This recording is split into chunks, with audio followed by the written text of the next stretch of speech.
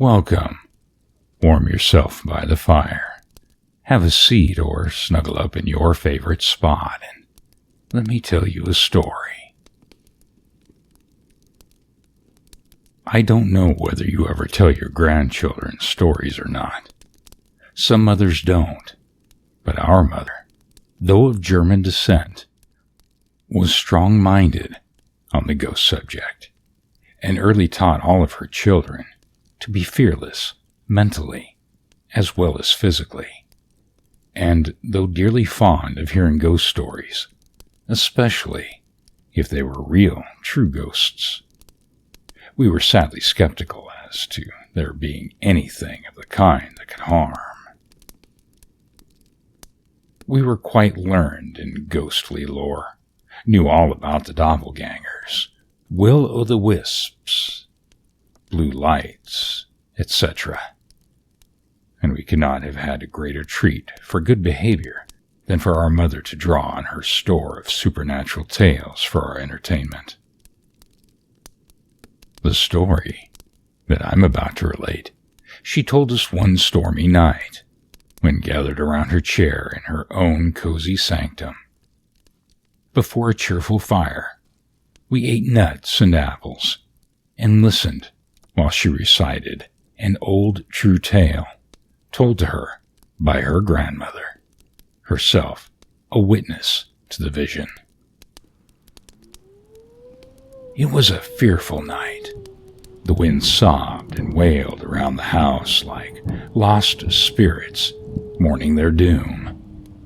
The rain beat upon the casements, and the trees, writhing in the torture of the fierce blast, groaned and swayed until their tops almost swept the earth. Bright flashes of lightning pierced even through the closed shutters and heavy curtains, and the thunder had a sullen, threatening roar that made your blood creep. It was a night to make one seek to shut out all sound, draw the curtains close, stir the fire, and nestle deep in the armchair before it, with feet upon the fender, and have something cheerful to think or talk about. But I was all alone. None in the house with me but the servants, and the servants' wing was detached from the main part of the building, for I did not care to have menials near me, and I had no loved ones near me. It was just such a night that Nancy Black died. What a fearful night for the soul to leave its earthly home and go out into the vast unknown future, I spoke aloud, as rousing from a train of thought. I drew my heavy mantle close around me, wheeled my armchair near the fire, and cuddled down in it, burying my feet in the foot cushion to warm them, for I felt strangely cold. I was in the library. It was my usual sitting room, for I seldom used the parlors. What was the use? My books were my friends, and I loved best to be with them. My children, dead or married and away, the cold grand parlors always seemed gloomy and sad. The ghosts of departed pleasures haunted them, and I cared not to enter them. It was a long, wide room, across the hall from the parlors, running the whole length of the house, and was lined with shelves from floor to ceiling. My husband's father had been a bibliomaniac, and my husband had learned that way also, and the shelves held many an old rare work that was worth its weight in gold. The fire, though burning brightly, did not illuminate one half of the room which, sitting in the chimney corner, I commanded a full view, and had been looking out at the shadows playing on the furniture and shelves, as the flame shot up, and after flickering a moment, would die out, leaving a gloom which would break away into fantastic shadows as the firelight would again shoot up. While watching the gleam of light and darkling shades, Unconsciously, the wailing of the storm outside attracted my attention. There seemed to be odd noises of tapping on the windows, and sobs, and sighs, as though someone was entreating entrance from the fierce tumult. And as I sat there, again I thought of Nancy Black, the old school friend who had loved me so dearly, and the night when she went forth to meet the doom appointed her. Resting my head upon my hand, I sat gazing into the fire, thinking over her strange life, and still stranger death, and wondering what could have become of the money and jewels that I knew she once possessed. While sitting thus, a queer sensation crept over me. It was not fear, but a feeling as though, if I looked up, I'd see something frightful. A shiver, not like that of cold, ran from my head to my feet, and a sensation as though someone was breathing icy cold breath upon my forehead. The same feeling you would cause by holding a piece of ice to your cheek. It fluttered over my face and finally settled around my lips as though the unseen was caressing me, thrilling me with horror. But I am not fearful, nervous, or imaginative, and resolutely throwing off the dread that fell upon me, I turned around and looked up, and there, so close by my side that my hand, involuntarily thrown out, passed through her seeming form, stood Nancy Black. It was Nancy Black, and yet not Nancy Black. Her whole body had a semi-transparent appearance, just as your hand looks when you hold it between yourself and a strong light. Her clothing, apparently the same as worn in life, had a wavy, seething, flickering look, like flames have, and yet did not seem to burn. "In the name of God, Nancy Black, what brought you here, and whence have you come?" I exclaimed. A hollow whisper followed. "Thank you, my old friend, for speaking to me. And oh, how deeply I thank you for thinking of me tonight. I shall have rest." Rest, I heard echoed, and a jeering laugh rang through the room that made her quiver at the sound. "I have been near you often, but have always failed to find you in a condition when you would be enwrapped before tonight.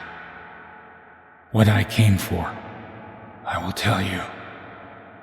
Whence I come, you need not know. Suffice it to say that were I happy, I would not be here on such an errand, nor on such a night. It is only when the elements are in tumult, and the winds wail and moan, that we come forth. When you hear these sounds, it is souls of the lost you hear mourning their doom. 'Tis then they wander up and down, to and fro, their only release from their fearful home of torture and undying pain. I have come to tell you that you must go over to the old house, and in the back room I always kept locked, have the carpet taken up from toward the fireplace. You will see a plank with a knothole in it. Remove that, and you will find what caused me to lose my soul. Have prayers said for me, for 'tis well to pray for the dead. The money and jewels give in charity. Bury in holy ground the other things you find, and pray for them, and me. Ah, Jeanette, you thought your old friend, though strange and odd, pure and innocent. It is a bitter part of my punishment that I must change your thought of me. Farewell. Do not fail me, and I shall trouble you no more. But whenever you hear that wind howl and sweep round the house as it does tonight, know that the lost are near. It is their swift flight through space, fleeing before the scourge of memory and conscience that causes that sound. That tomorrow you may not think you are dreaming. Here is a token. And she touched the palm of my hand with her fingertips. And as you see, my child, to this day, there are 3 crimson spots in the palm of my hand that nothing will eradicate. Do not fail me, and pray for us, Jeanette. Pray. And with a longing, wistful gaze and a deep, sobbing sigh, Nancy Black faded from my sight. Am I dreaming? I exclaimed as I rose from my chair and rang the bell. When the servant entered, I bade him attend to the fire and light the lamps, and I went through the room to see if any unusual arrangement of the furniture could have caused the appearance. But nothing was apparent, and I bade him send my maid to attend me in my chamber, for I could not help feeling unwilling to remain in the library any longer that evening. While making ready for the night, my maid asked if I had burned my hand. Glancing hastily down, I saw 3 dark crimson spots upon the palm of my left hand. They had an odd look, seared as though touched by a red-hot iron, yet the flesh was soft, not burned, and not painful. Making some excuse for it, I did not allude to it again, and dismissed her speedily, that I might reflect, undisturbed, over the singular occurrence. There were the marks upon my hand. I could not remove them, and they did not fade. In fact, their deep red made the rest of the palm lose its pinkish hue and look pale from the strong contrast. Could I have been asleep and dreamed it all, and by any means have done this to myself? I thought, but finally concluded that on the morrow I'd go over to Nancy Black's old residence and settle the question, and with that conclusion had to content myself until the morrow came. Nancy Black was an old friend from my girlhood, who had owned large property in the town, and lived all alone in a spacious stone house directly opposite my home, and who, when dying, had left me the sole legate of her property. When morning came, I took the keys, and with my maid, went over to Nancy's house. I had never been disturbed since her death, which was sudden and somewhat singular, and the furniture remained just as she had left it when taking her last resting place. We went to the room Nancy had directed. I bade Sarah take up the carpet, and, sure enough, there was a plank with a knothole in it. So I sent her from the room and lifted the plank myself, and there, between the 2 joints, rested a long box, the lid not fastened. Opening it, I was horrified to see 2 skeletons, those of an infant and of a woman, small in stature and delicate in frame. In a moment it flashed before me that I saw all that remained of Nancy Black's young sister, a girl of 17, who had left home somewhat mysteriously years ago and had died while absent. At least, that was the version Nancy had given of her absence. And no one had dreamed of doubting it. Her tale was so naturally told. Left orphans when Lucy was only 2 years and Nancy 8, she had devoted her life to the care of this young girl. And when she found her sister had fallen, she, in her pride of name and position, had destroyed mother and child, that their shame might not be known, and had lived all those dreary years in that house with her fearful secret. Round the box, heaped upon every side, were money and jewels, and a parchment scroll among them had written on it, Lucy's share of our father's estate. I carried out Nancy's wishes to the letter, for I now firmly believed that she had come to me herself that night. To avoid scandal, resting on the dead, I took our clergyman into my confidence, and with his assistance, had the remains buried quietly in consecrated ground. The money and jewels were given to the poor, and the old building I turned into a home for destitute females.